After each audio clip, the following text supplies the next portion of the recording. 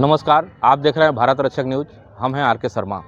उत्तर प्रदेश के जनपद महाराजगंज अंतर्गत खंड विकास मिठौरा के खंड शिक्षा अधिकारी मिठौरा के कार्यालय के सामने हम खड़े हैं, जहां पे शिक्षा विभाग में कुछ अनियमितता पाई गई हैं। महोदय को फ़ोन के द्वारा अवगत भी कराया गया। अनियमितता ये है कि प्राथमिक विद्यालय रजवल, जहां पे करीबन 5 साल से ऊपर हो गया कि बच्चों का खाना गैस पे नहीं लकड़ी पे बना के दिया जाता है।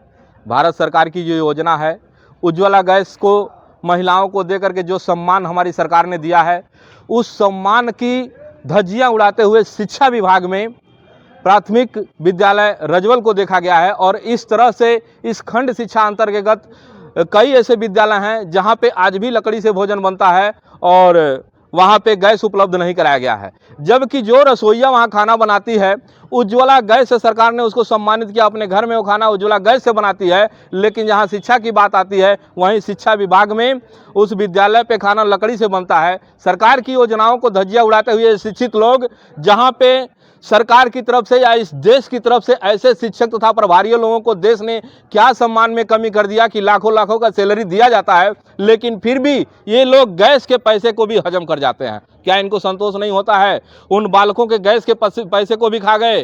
कहाँ गया वो गैस और कहाँ गई वो सारी व्यवस्थाएं जो सरकार की योजनाएं चला करके गरीबों तक भेजी जा रही हैं? और बच्चों को, जब देश की प्रथम स्टेप है शिक्षा, प्राथमिक विद्यालय पर पहला स्टेप होता है। आज कल जब प्राथमिक विद्यालय के शिक्षक ही ऐसे भ्रष्ट निकलेंगे तो कैसे कोई सरदार भगत सिंह देश में पैदा हो सकता है? कैसे कोई सुभाष चंद्र बोस पैदा हो सकता है? सरदार वल्लभ भाई पटेल कैसे पैदा हो सकते हैं? और अब्दुल कलाम कैसे हो सकता है, जहां की व्यवस्था इतनी गड़बड़ हो जाती है? कल हमने खबर के माध्यम से बीएसए साहब को इस मामले का अवगत कराया, तो बीएसए साहब ने ये बताया कि किस खंड विकास क्षेत्र के अंतर्गत का ये विद्यालय आता है। तो हमने कहा, महोदय आपके शिक्षा खंड मिठौरा के अंतर्गत ये सारे विद्यालय आते हैं। उन्होंने कहा, तत्काल प्रभाव से मैं खंड शिक्षा अधिकारी को फ़ोन करता हूं और वहां की अनियमितता को दूर करके वहां की व्यवस्था सुधार की जाती है।